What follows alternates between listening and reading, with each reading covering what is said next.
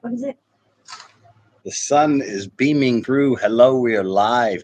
Normally, the studio's got all kinds of plaques up on the corner over there and everything, but as you all have heard, we are currently packing up and leaving and heading to our new facility right up the road, a $1.1 million facility on 15 and a half acres overlooking the entire region of Marysville, looking this way towards the ocean and the sound. You see the entire Tulalip reservation. You can go off to the left and see the sound and Everett in the distance, the marina where the boat's at, and it's beautiful. Today, real quick, as we always get into the message for you guys, we're going to talk about perception, and I want to discuss it real quick with you because how we perceive things is important. Some quick notes that I want to talk about is number one. Um, a little more detailed breakdown, you can break this down. But when it comes to people's perception, I get this asked to me, how do you change someone's perception? Like I'm a criminal and I did a crime 20 years ago, and people still think I'm some scumbag, even though I've done nothing wrong since then. And so, one of the first and the hard part is you got to demonstrate that desired behavior, showing them, um, but over time. And then the guys can be like, yeah, I've been 20 years, I've been. There are some people that might not ever change their perception, and that's okay. Your job is to do your best to do your effort. It's up to God and them to deal with that. Okay. Taking action, you got to be consistent. You need to think forward in your actions. Your word choice is very important. Your verbal communication is important. And then, of course, signposts. You got to have these things all over your life so that people know you are changing. If you're telling someone you're trying to lose weight and you go every time they go out to the buffet, you go with them. You haven't made signposts that you're trying to lose weight. You're just telling yourself you want to lose weight, but your friend should never be calling you to go out to that all you can eat buffet to really tempt you, unless that's an area that you are really controlled in. You also got to look about feedback. Look about feedback because when you look at it, looking and trying to contemplate the people in my life who have helped me, it's those mentors. We speak in this in our church all the time as an archbishop of a church and a college of bishops and pastors and a global ministry. I find myself taking immense counsel in the decision process as the chairman and president of a nonprofit right here in Marysville. It's a multi-million dollar organization. I take every precautionary step to get counsel and feedback before I even make a decision. Before I even think I'm going to make a decision, when I'm still thinking about it, I'm starting to already get people included in the conversation so that when I make that decision, I've already got counsel aligned and set aside to help me understand things like listening, being humble, using that feedback to refine who I and the mission of what we're doing is. When you talk about patience and persistence, man, there's your big star. It takes a long time sometimes, and you have to be persistent and you have to be patient because people sometimes take a long time to come around. There's a great movie out there called the Shack, or is it just Shack? I think it's the Shack. Look it up. It's on I think Prime. Great movie about that and perception of how you see things or how God sees things, which is how we're supposed to see things. And so I want to talk specifically about two areas, and I want to use my own life experience. You know, when I was in Atlanta, we talk about the story. I was a 12 and a half year old kid when I took the leadership and the helm of a very multinational organization of criminals called a gang. And this gang had a color, and I'm not going to tell you what color it was or what the name of it was because that's just going to create issues. But it was a color, and you had a bandana that you live and die by, supposedly. And then there was another gang, and they were from another area across town, and they wanted that territory. And they had a gang, and they had their name, and it was a multi, cultural, different nationalities. That group had a color, and they were ready to die, right? Red or blue because of blood, it just don't matter. Colors, colors. That's that song by Ice T. I had it memorized when that thing was out in the day, back in the day. Because people talk about that guy's got to die. Why is he got to die, man? Well, he's wearing that color. And you're like, what did you're going to shoot that guy because he's wearing a color? Yeah, I'm going to kill that guy because he's wearing a color. What, doesn't he have a mom and a dad? No offense, I'm not trying to justify your crimes, but aren't you selling crack and then he's selling crack? You're both selling crack, so it's not like you're trying to kill him because he's a bad guy. You're both bad guys. So why is it your perception that he's got to die? Because he's got a different color. Wow. Now, to take that person's mind and try to transform it from that to being able to walk into a church or into an organization and take that perception and change it. We deal with people coming in and out of prison. Right now, the men at the refuge, Jonathan's Refuge, whom I love very much, and I'll be live with them while they're watching the video. Um, we have men come in and out of our organization and other houses, and some of them, they belong to organizations inside prison. So inside of prison, you got what they call the black car, you got the brown car, you got the white car, you got the API card. Sometimes that car is mixed in piggybacks with other cars, depending on the size of the cars. Cars are gangs in essence, okay?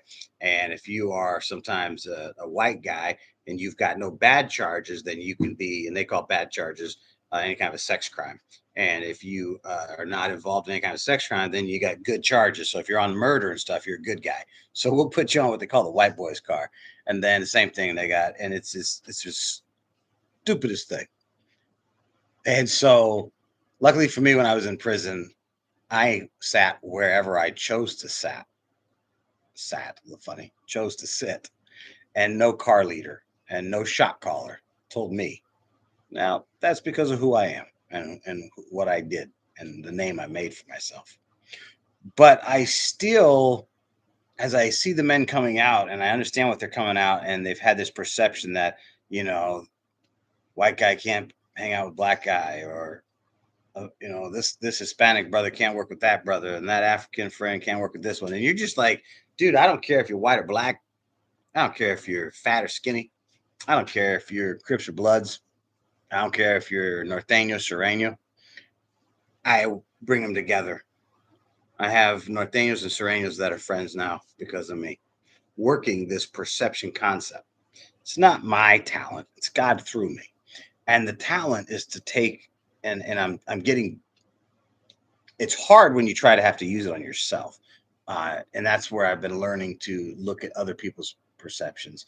Because as I even discuss things with you, I hold my iPhone up to you, and on the screen, in all theory, as you see it and look at it, you just see a beautiful iPhone. And I ask you, what do you see? And you're like, oh, a nice iPhone. I see it's a piece of junk. It's all cracked up. What are you talking about? That's because my perception is a little different.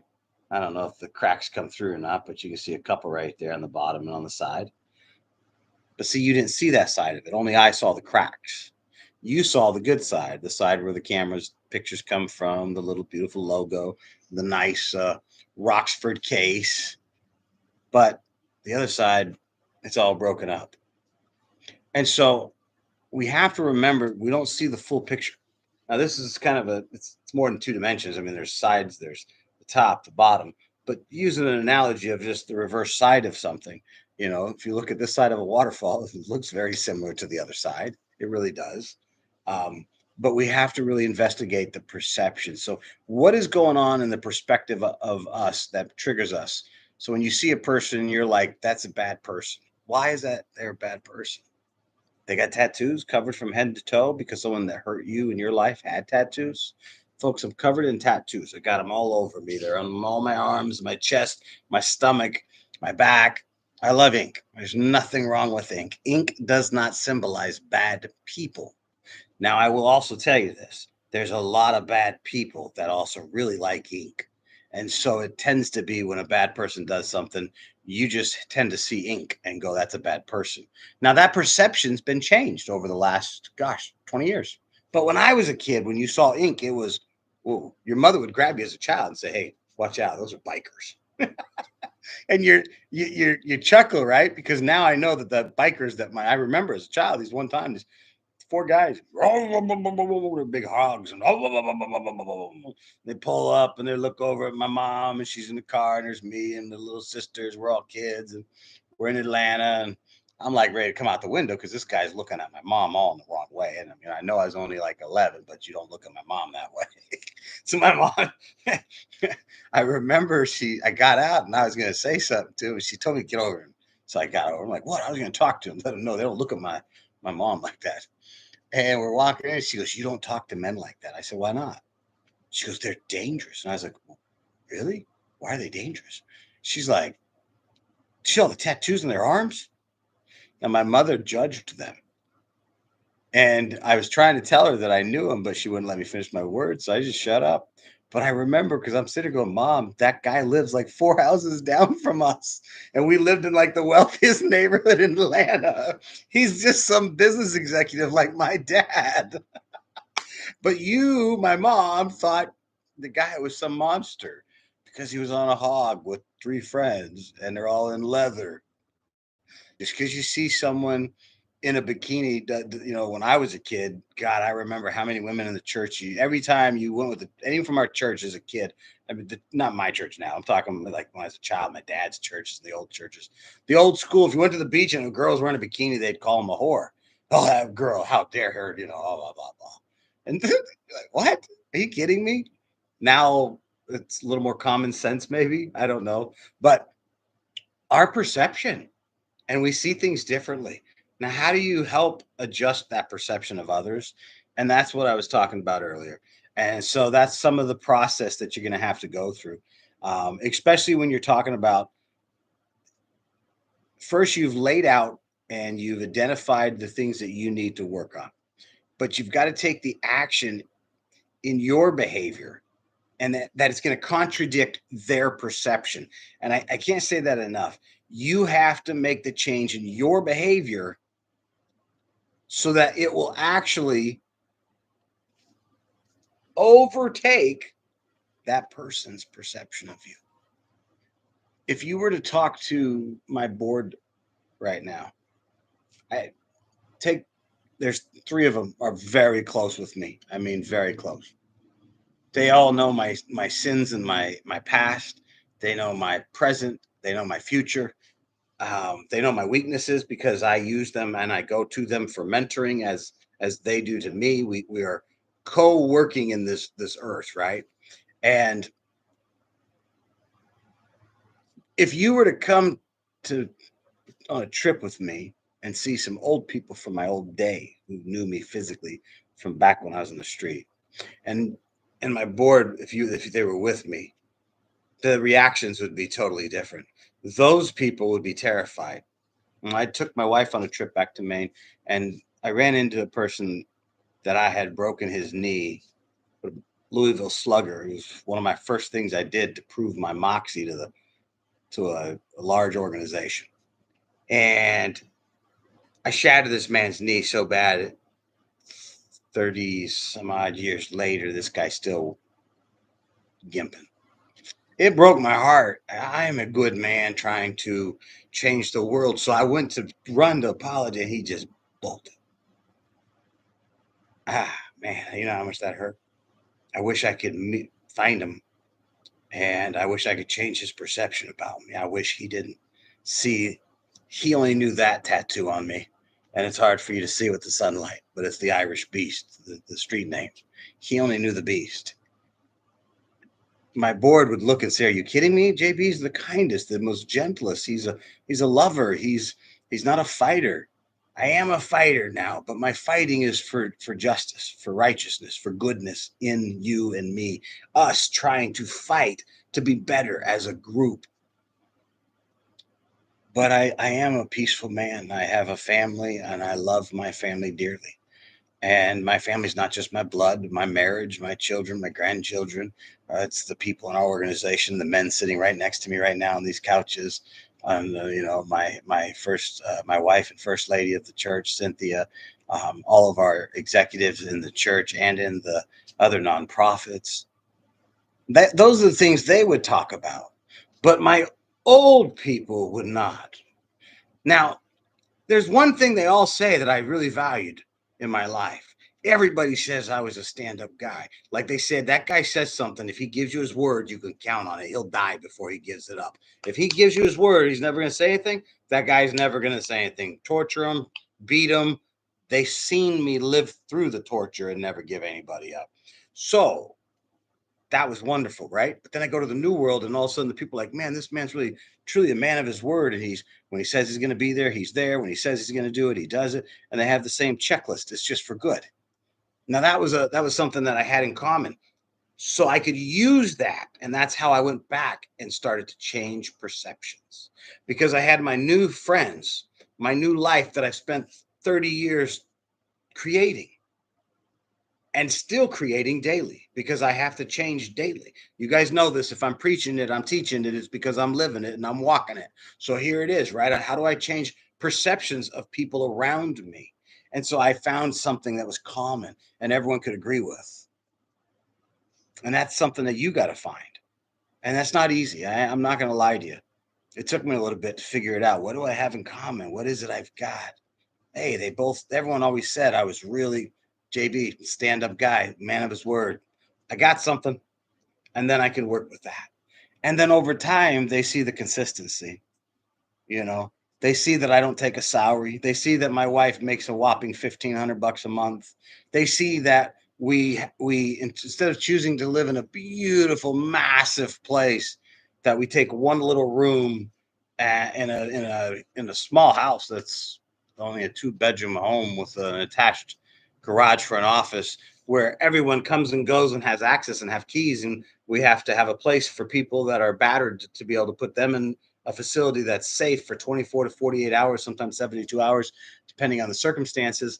And we don't have a normal life because it's a 7-day a week gig and it's 365. And when the men have a problem at the men's home, it's not, hey, can we call your secretary and maybe they can get a hold of your people and in the morning get an email and after you've had your lunch come over and help us? No, man, it's in the middle of the night. They're like, dang, we're in trouble. We don't know what's going on. There's cops outside. And I'm like, relax. I'm en route. Attorneys are en route. We're heading over. Just calm down. We'll figure it all out. And then sure enough, there's nothing even to worry about. It takes all of the time that my wife and me have. But after doing that for such a long time, people start to go, that guy's that guy's real. That guy's made the change. And now you've changed the perception. And you change one perception of a person. It's like a battle cry. It'll just take off like firewood. It erupts, just roars. And then it's just 2, 3, 4, 5. Next thing you know, you can change the world. And that, my friends, is what you can do if you change perceptions. I have other people, I'm going to close with this, that I know in my organization, and not just in our refuge, but clients of ours. We've got the largest private mental health practice in Snohomish County. And one of my clients is just ashamed of himself. So ashamed of himself that he still is living as though it just happened yesterday. I was shocked when I found out how many decades ago his crime was, and it was heinous.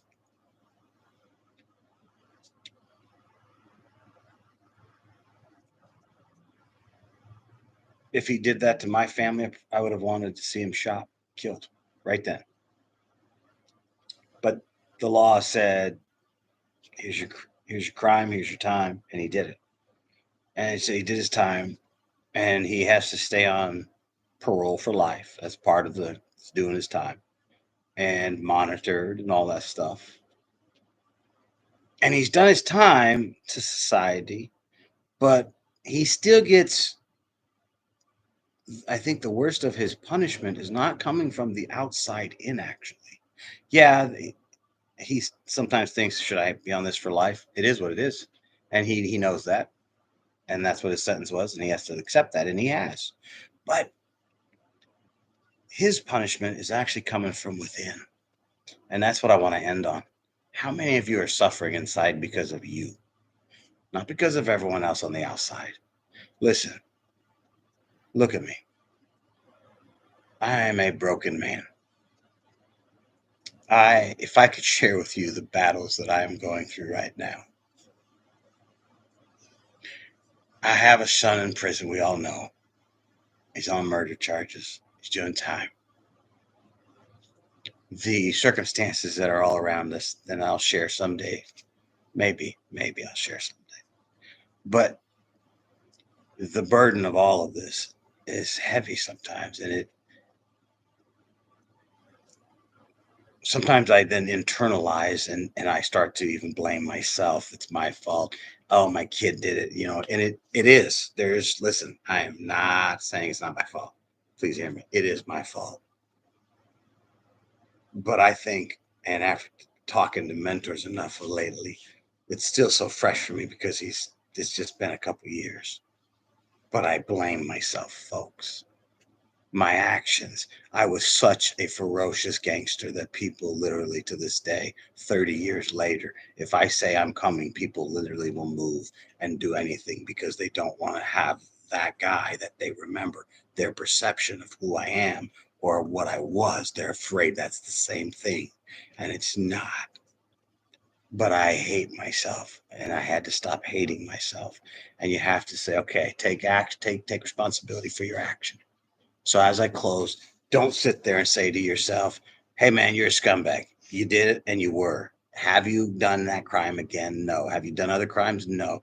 Did you stop? Is it still you? Is the alcohol still in your house or have you been sober for 10 years? Great. Then you're not those things or that person. Now, once you've got that, you need to let yourself forgive yourself. So I want you to tonight just sit down and say, JB, I forgive you. Forgive yourself. Say it to yourself. It'll change you. It will change your perception on you. And if that's all I can accomplish today, then I pray to God that as your bishop, that y'all will hear my heart. I am trying to change the perception of the world on me, the men under my charge, the staff, the clients, and all of our bishops at large.